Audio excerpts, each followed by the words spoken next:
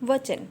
आओ बच्चों, आज हम वचन के बारे में जानते हैं कि वचन क्या होते हैं और हम इनका इस्तेमाल कैसे करते हैं। मोहन के पास एक बिल्ली है। रोहन के पास 5 बिल्लियां हैं। इन दोनों में आपको क्या अंतर दिखाई दे रहा है? चलिए मैं बताती हूँ। आप देख रहे हैं दोनों में ही हमें बिल्ली की संख्याओं के बारे में पता चल रहा है। तो इससे आपको क्या पता चलता है कि शब्द के जिस रूप से संख्या का बोध हो उसे वचन कहते हैं। मोहन के पास एक बिल्ली है, इसलिए वो कौन सा वचन हो गया? एक वचन। और रोहन के पास 5 बिल्लियां हैं, जिसकी वजह से बिल्ली का हमने वचन क्या बदल दिया? बिल्लियां।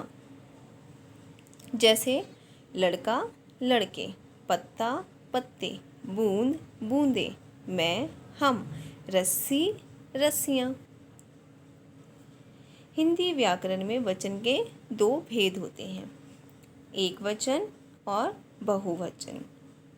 एक वचन किसे कहते हैं? जिस शब्द के रूप से उसके एक होने का पता चले उसे एक वचन कहते हैं। जैसे कपड़ा, बाल्टी, चिड़िया, पुस्तक, घड़ी, बच्चा, घोड़ा। आपने देखा यहाँ पे संख्या कितनी है सब चीज़ों की? एक, इसीलिए हम इसे एक वचन कहते हैं। बहुवचन, जिस शब्द के रूप से उसके एक से अधिक होने का पता चले उसे बहुवचन कहते हैं। जैसे बच्चे, पुस्तकें, बाल्टियाँ, फसलें, लकड़ियाँ, चादरें। आप देख रहे हो इनमें सबकी संख्या एक से ज़्यादा है, इसलिए इसे बहुवचन कहते हैं। कुछ शब्द सदैव एक वचन ही रहते हैं। एक वचन ही रहते हैं, इसका मतलब हम इन्हें बहुवचन में बदल नहीं सकते। जैसे नल, बादल, आकाश, प्रजा, पाप, क्रोध, प्रेम, चीनी, पराजय। और कुछ शब्द ऐसे होते हैं जो बहुवचन ही रहते हैं और उनका हम बहुवचन के तौर पर ही इस्तेमाल करते हैं, उनको हम एक वचन में बदल नहीं सकते। जैसे प्राण, दाम, दर्शन, दुर्लभ, आंसू, सोना, धन, समाचार, होश। आइए अब हम एक वचन से बहुवचन और बहुवचन से एक वचन में बदलते हैं।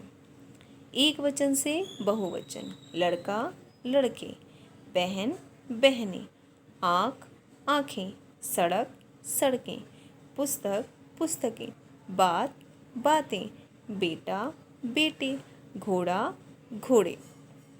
अब हम बहुवचन से एक वचन में बदलते हैं। केले केला, कन्याएं कन्या, कविताएं कविता, अध्यापिकाएं अध्यापिका, नदियाँ नदी, थालियाँ थाली, अंगूठियाँ अंगूठी, धातुएं धातु। तो बच्चों, आज हमने वचन के बारे में पढ़ा। आपने देखा वचन के कितने भेद होते हैं? 2 भेद होते हैं, एक वचन और बहुवचन। धन्यवाद।